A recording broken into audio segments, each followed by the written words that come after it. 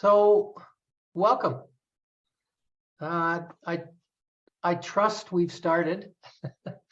I'm David Long, and I'm a professor of sociology here at the King's University. And I've actually been here for almost 34 years now. I'm retiring this June 30th, which I'm looking forward to. I've had the privilege over the past 34 years of not just doing research, but working with dads in all their diversity. And I've had the greater privilege for 34 years of actually being a dad. And so the picture you see that introduces my session in the lobby is my 4 daughters and my granddaughter. Jenica, Bethany, Sarah, Catherine, and then our granddaughter is Julianne. The reason I wanted to talk about dads and health is because men's health, obviously mental health, physical health, and our well-being is such an important, not just topic now, but cultural issue that has touched people in many different ways. And we see the world of dads and the culture of fatherhood and what it means to be a dad changing. But then we also hear about this toxic culture of masculinity, or as I prefer, masculinities, because it's very plural. We're anything but the same. And there are all kinds of characteristics, aspects of our lives, experiences, circumstances that don't all treat us the same and don't give us the same opportunities in our lives. I want to begin, though, by dedicating this talk, as I've done over the past year, in particular to my daughter, Jenica. Jenica is our oldest daughter, and at 33 years of age, last March 29th, Jenica passed away. And so I'd like to read a little something in her honor and hopefully speak in a supportive way to those of you that have lost someone that you've loved. And this may be very hard to read as well as hear. There's a hole in the world now. In the place where he was, there's now just nothing. A center like no other of memory and hope and knowledge and affection, which once inhabited this earth, is gone. Only a gap remains. A perspective on this world, unique in this world, which once moved about within this world, has been rubbed out. Only a void is left. There's nobody now who saw just what he saw, knows what he knew, remembers what he remembered, loves what he loved. A person, an irreplaceable person, is gone. Never again will anyone apprehend the world quite the way he did. Never again will anyone inhabit the world the way he did.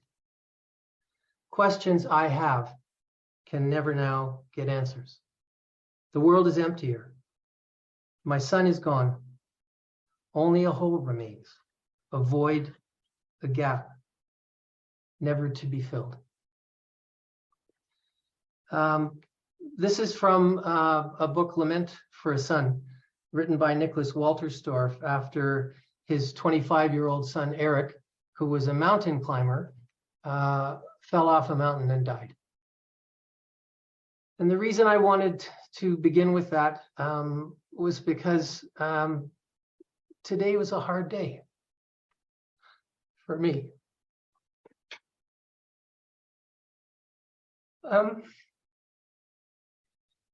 I knew this would happen. But I'm glad this is happening. because I think it's far more important that we be human with one another than that we be men with one another. In fact, what I want to touch on briefly at the beginning of the talk is that we have this toxic culture of masculinities that we hear about. And what it feeds and feeds into, and what it inevitably results in, as you can see in my PowerPoint there, is physical and mental, emotional and relational problems in the lives of dads. But I want to talk more about flipping the man script and how doing so, and I'll discuss what that means to me, how doing so will benefit and does benefit us in physical, mental, emotional, and relational ways for our health. So what is this toxic masculinity that we hear about? What is this problem with being a man? So think of what you hear when you hear someone say, be a man. Well, it's full of all kinds of assumptions and attitudes and beliefs, apparently about who we are and what we are. And so when we think of what it means to be a man, we think often of working hard and being stoic and isolated. But we also think of men drinking and engaging in other addictive activities. Impulsiveness and risk-taking is common, expressed often in reckless driving, extramarital sex. We often hear and see men being irritable, angry, and in conflict with others, engaging in violent behavior towards others, and very significantly, as we know from suicide statistics, I'm a part of the Living Hope Suicide Prevention Initiative here in Edmonton, which has a significant component in support of men in suicide prevention, is violence turned inward. Because if we're told what it means to be a man is that we are violent, then when we lose hope, when we struggle and are isolated and engaging in these kinds of behaviors, our violence doesn't necessarily turn outward, but turns inward in fatal ways. I've worked with men's groups for the past 30 odd years. And I love asking them the question, so what does it mean to be a man in our society? And follow that question with, and who are you? And not one man in the 25 odd years I've been working with men's groups has recognized that they are two fundamentally different questions and that there's a conflict between the two. They simply thought that's just who they were and it was their struggle. But as Will Courtney and others have found out, all of these characteristics are actually symptoms of male depression.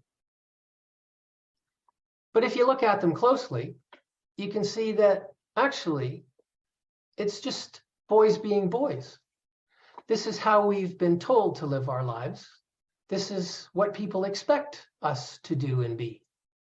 And so the message we actually get and internalize, and others internalize as well, is that these are natural to men. Well, we also know that boys of any age, including us, will not be boys if we've learned another way to be that is good for our health and well-being. And so rather than following the man script, children invite their dads to flip the script by redefining what it means to be a man in the context of being a dad. Following the man script defines our life in the context of being a man. Flipping the script defines being the man in the context of family, of work, of play, friendships. And so flipping the man script invites dads to be fully human. In other words, it's an invitation to learn and grow. Our children are constantly inviting us to learn. One of the favorite questions I love asking dads is, what have you learned from your children? I remember one group that I was a part of where a big trucker fellow said, what have I learned from my kids? Well, that's easy, patience.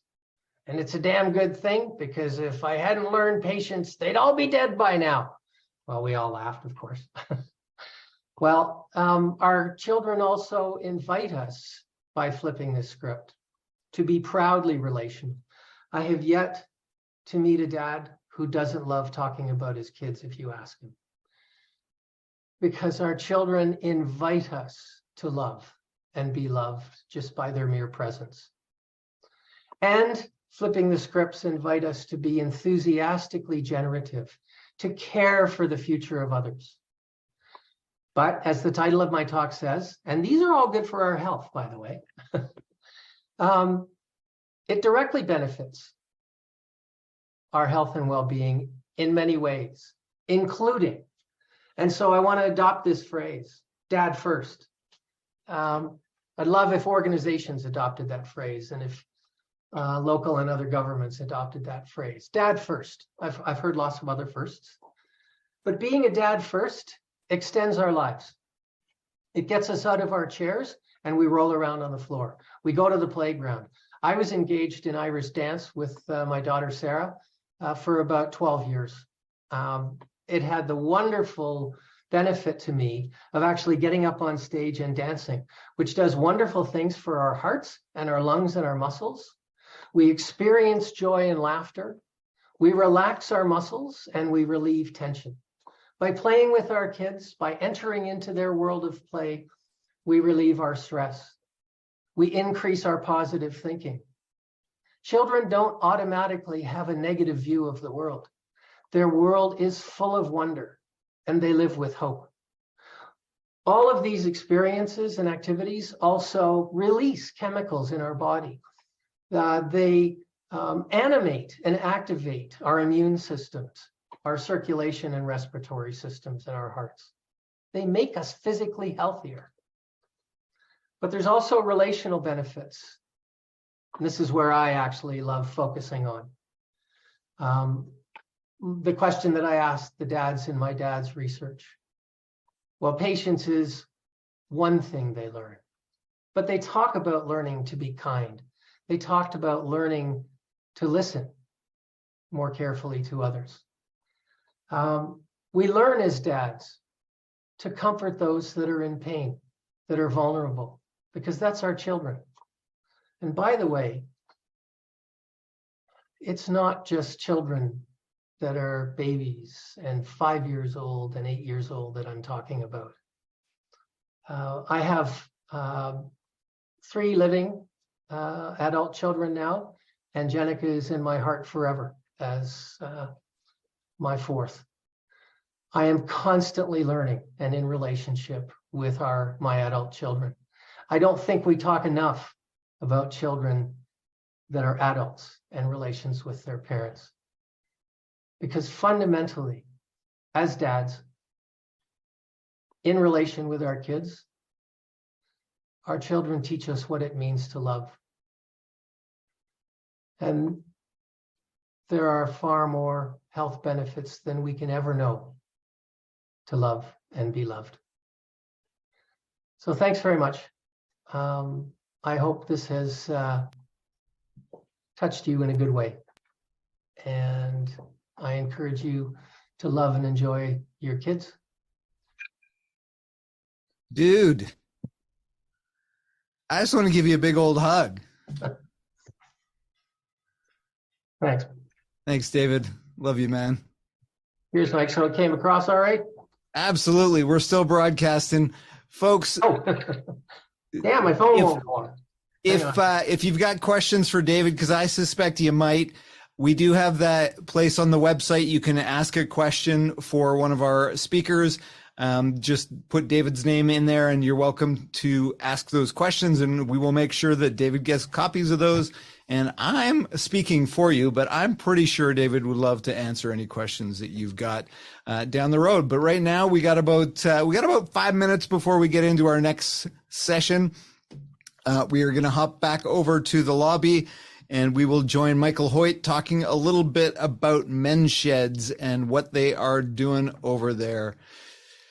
David, once again, thanks, man. I'm off to visit it's coming up on Family Day. I'm off to visit my son in Nova Scotia. I'm leaving on Sunday. So yeah, I appreciate your words.